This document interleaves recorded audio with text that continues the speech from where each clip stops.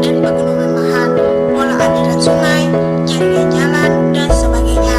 Yang kedua, teknik secara tidak langsung, yaitu teknik interpretasi yang dilakukan interpretasi terhadap objek-objek yang tidak nampak pada citra maupun data digit. Misalnya, jenis tanah. Bila diketahui jenis vegetasinya adalah padi dengan morfologinya datar, terdapat sungai, maka dapat diduga bahwa daerah tersebut merupakan tempat sedimentasi dengan materi halus. Maka objek yang diinterpretasi yang dapat diperkirakan adalah jenis tanah aluvial. Baiklah, materi selanjutnya akan dijelaskan oleh saudara kita kepada Hikmah Hutapea. Assalamualaikum, saya Hikmah Hutapea akan menjelaskan materi selanjutnya, yaitu teknik interpretasi citra. Yang pertama yaitu data acuan. Jadi data acuan dapat berupa pustaka, pengukuran, analisis laboratorium, peta, kerja lapangan, foto terestrial maupun foto udara. Selain citra, yang digunakan titik data acuan dapat berupa tabel statistik tentang meteorologi atau tentang penggunaan lahan yang dikumpulkan oleh perorangan maupun oleh instansi pemerintah. Titik penggunaan data acuan yang ada akan meningkatkan ketelitian hasil interpretasi yang akan memperjelas lingkup tujuan dan masalah sehubungan dengan proyek tertentu. Yang kedua ada kunci interpretasi citra. Kunci interpretasi citra pada umumnya berupa potongan citra yang telah diinterpretasi serta diyakinkan kebenarannya dan diberi keterangan seperlunya. Keterangan ini meliputi jenis objek yang digambarkan untuk interpretasinya dan keterangan tentang citra yang menyangkut jenis, skala, saat perekaman, dan lokasi daerahnya. Kunci interpretasi citra dimaksudkan sebagai pedoman dalam melaksanakan interpretasi citra, dapat berupa kunci interpretasi citra secara individual maupun berupa kumpulannya. Terima kasih. Materi selanjutnya akan dijelaskan oleh teman kita. Wassalamualaikum warahmatullahi wabarakatuh. 3. Penanganan data. Citra dapat berbentuk kertas cetakan atau transparasi yang juga semakin banyak digunakan. Transparasi dapat berwujud lembaran tunggal atau gulungan. Dalam penanganannya perlu berhati-hati jangan sampai menimbulkan goresan atau penghapusan padanya. Untuk transparasi gulungan lebih mudah penggunaannya, akan tetapi terhadap yang lembaran perlu lebih berhati-hati, baik lembaran transparasi maupun lembaran kertas cetak. Banyak citra beragam jenis, skala, atau saat perekaman digunakan secara bersamaan untuk meningkatkan hasil interpretasinya. 4. Penggunaan stereoskop. Pengamatan stereoskopik pada pasangan citra yang bertampalan dapat menimbulkan gerakan 3 dimensional bagi jenis citra tertentu. Citra yang lebih lama dikembangkan untuk penggunaan stereoskopik ialah foto udara. Citra jenis ini dapat digunakan untuk mengatur beda tinggi dan tinggi objek bila diketahui tinggi salah satu titik yang tergambar pada foto. Di samping itu juga dapat diukur daringnya. Pewujudan 3 dimensional ini memungkinkan pengguna foto udara untuk membuat data foto. Assalamualaikum warahmatullahi wabarakatuh. Saya Leutami dari kelompok 1 penginderaan jauh akan menjelaskan tentang materi teknik interpretasi citra antara lain. Yang kelima yaitu metode pengkajian. Pada dasarnya ada 2 metode pengkajian secara umum, yaitu A. Fishing Expedition. Citra mengkajikan gambaran lengkap objek di permukaan bumi. Sebagai akibatnya, maka penafsiran citra yang kurang berpengalaman sering mengambil data yang lebih banyak dari yang diperlukan. Yang B. Logical Search. Penafsiran citra mengamati citra secara menyeluruh, tetapi secara selektif hanya mengambil data yang relevan terhadap tujuan interpretasinya.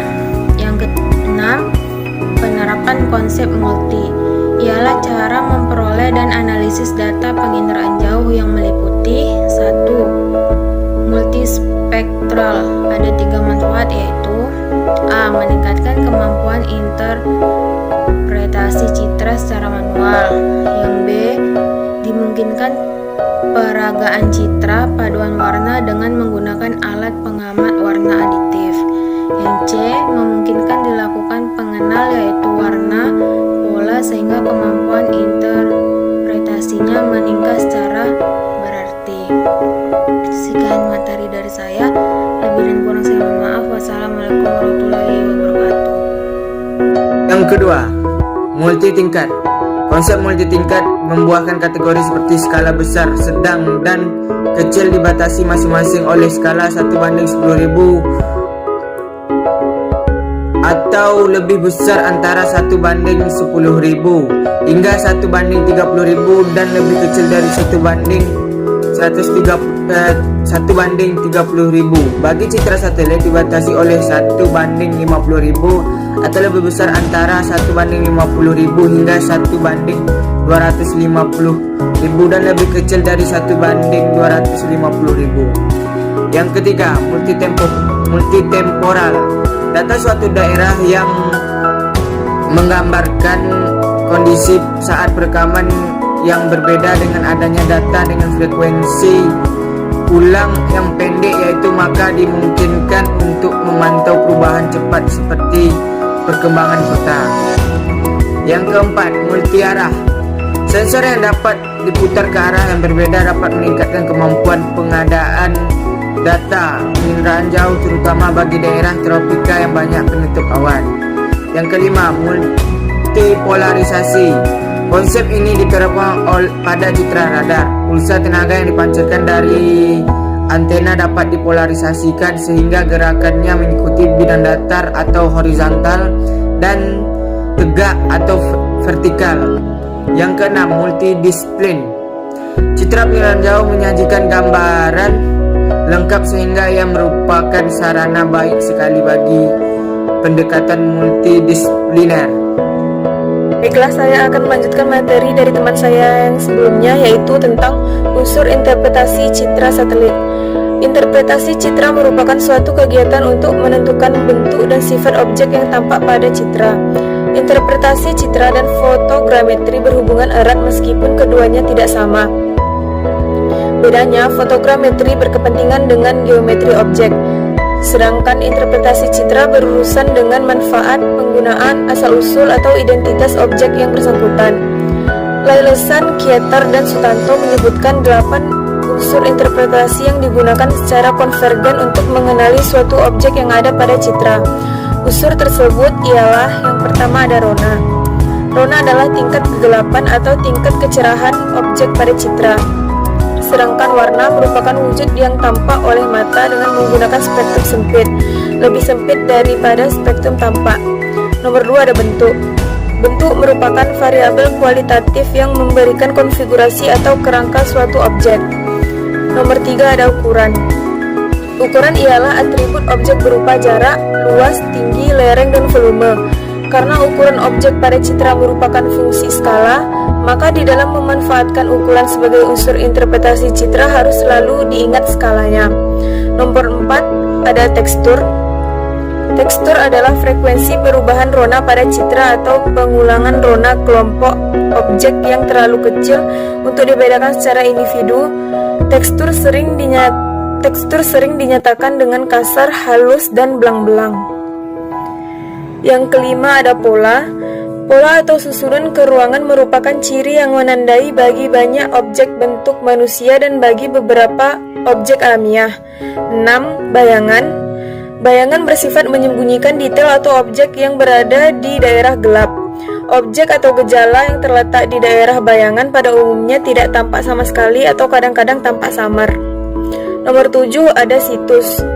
Situs bukan merupakan ciri objek secara langsung, melainkan dalam kaitannya dengan lingkungan sekitar. Nomor 8 ada asosiasi. Asosiasi dapat diartikan sebagai keterkaitan antara objek yang satu dengan objek lain. Adanya keterkaitan ini Maka terlihatnya suatu objek pada citra sering merupakan petunjuk bagi adanya objek lain. Baiklah, sekian materi dari kelompok kami. Lebih dan kurang kami mohon maaf. Assalamualaikum warahmatullahi wabarakatuh.